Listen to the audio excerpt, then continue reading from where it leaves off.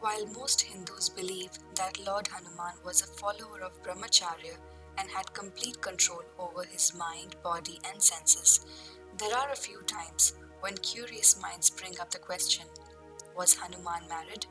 Did he have a wife? Did he have children? The answer per many authentic holy texts like Valmiki Ramayana, Shiv Puran, Vishnu Puran, Devi Mahatmayam, Skanda Puran, Sri Ramcharitmanas, and a few others is no. Lord Hanuman had taken the vow of celibacy and abstained himself from marriage and all sexual relations. However, there are quite a few popular stories from the folk tales associated with Hanuman's marriage. Let us go through each of those in this video. Suvarchala, the daughter of the sun. There is a verse in Hanumat Mangalashtakam that goes like Suvarchala Kalatraya Chaturbhuja Dharaya Cha Ushtraya Rudaya Viraye Mangalam Shri Hanumate. This verse means the auspicious name of Shri Hanuman, who is the consort of Suvarchala, who had 4 arms, and who is the hero who rides on a beam of light. According to this story, Hanuman was the student of Surya Dev, the sun. Surya Dev was very impressed with Hanuman's ethics and valor and wanted to teach his student all Vedas and his 9 Siddhis. However, he could only impart 6 of his Siddhis to Hanuman. Being an Ajanma Brahmachari, Hanuman was not eligible to study the rest 3 Siddhis because it required the person to be a Grihast. Grihast in Sanskrit means a man who leads a family life after marriage. To facilitate the completion of his education, the Trimurti, Brahma, Vishnu, and Shiva approached Suryadev and ordered him to create a woman through his powers. From the mighty rays of the sun was born a beautiful Kanya named Suvarchala Devi, an Ajanma Brahmacharini and a devotee of Ma Durga. She was created to be married to Hanuman to make him a Grihastha without compromising on his Brahmacharya. Thus, Hanuman was married to Suvarchala Devi and they both continued to maintain their celibacy even after marriage. A very important part of the story is that the Trimurti ensure to do everything in their power to educate Hanuman on all the Siddhis and Vyakarna, as in the future, Hanuman would be the next Brahma, while his consort Suvarchala would occupy the place of Vani. As interesting as the story may seem, there is a strong contradiction to the story in Markandeya Purana. As per this text, Suvarchala was one of the 7 wives of Surya, and Hanuman is referred to as their son.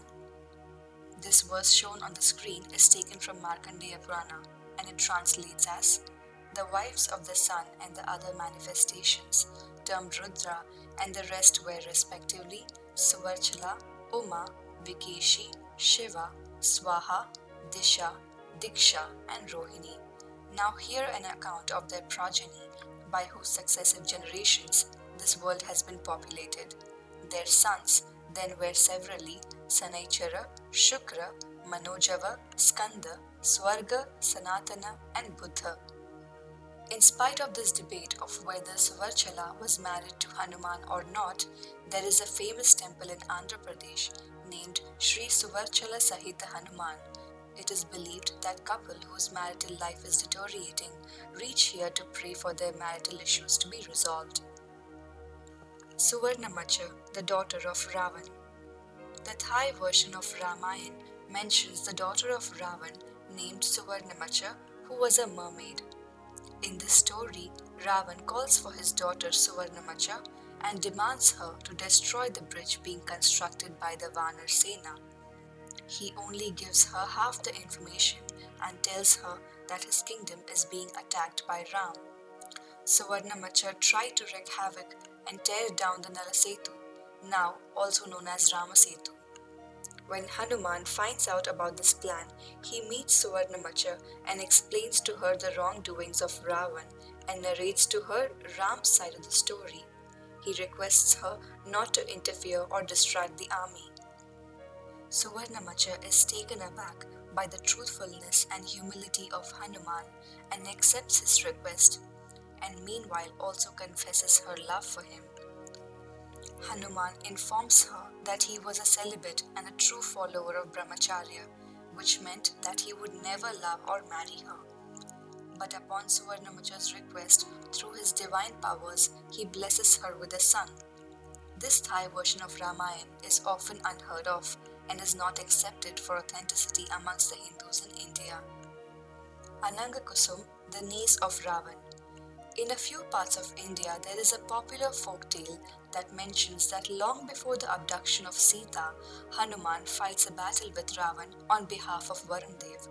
Hanuman eventually wins the battle and decides to hold Ravan and his sons captive. Ravan decides to give up and comes in peace to Varun. Impressed by the courage and strength of Hanuman, Ravan, out of curiosity, tries to find more about Hanuman. He comes to know from his sources that Hanuman was a reincarnation of Lord Shiva. Ravan offers his niece Anangakusum's hand in marriage to Hanuman. Anangakusum was a daughter of Khardushan and Ravan's sister Chandranakha. As tales go, Anangakusum was a huge devotee of Lord Shiva and wanted to marry him.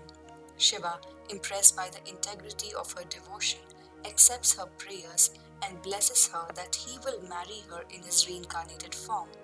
Since Hanuman was an incarnation of Lord Shiva or Rudra himself, he was obligated to marry Anangakusum, but did so only with the condition that he will continue to remain a celibate even after their marriage. Neither Valmiki Ramayana nor do any other authentic epics mention the existence of Ravan's niece Anangakusum. On the contrary, as per the original Valmiki Ramayana, the first time Ravan meets Hanuman was when his son Meghnad had captured Hanuman after he had killed his brother Akshay Kumar. Valmiki clearly narrates the incident of Hanuman introducing himself to Ravan as the messenger of Ram. Satyavati, the daughter of Varun. This story is extremely similar and related to the previous story of Hanuman fighting against Ravan on behalf of Varun. After Hanuman's victory, Varun Dev is impressed by Hanuman and wishes to marry his daughter Satyavati to Hanuman. He approaches Hanuman's mother Anjana and offers his daughter's hand in marriage, and Anjana accepts without knowing her son's vow of celibacy. To keep the word of his mother, Hanuman marries Satyavati with the condition to remain a celibate or a Brahmachari throughout his life. While these were the story of Hanuman's wives, there is also another one that revolves around his son Makardhwaja. This story is a part of Adbhut Ramayana, which narrates that when Hanuman took a dip in the Indian Ocean after burning down the whole of Lanka with his inflamed tail, a drop of his sweat fell into the mouth of a crocodile. The crocodile later gives birth to his son Makardhwaj, who goes on to become the gatekeeper of Patal Lok, which was under the control of Ravan's cousin Ahiravan. Even the character of Ahiravan that appears in Adbhut Ramayana does not exist in the original Valmiki Ramayana. So these were the various stories associated to Hanuman's marriage. Please do like this video if you found it interesting. Which of these stories were known to you already and which ones came as a surprise? Do you believe any of it is true? Do let us know in the comments below.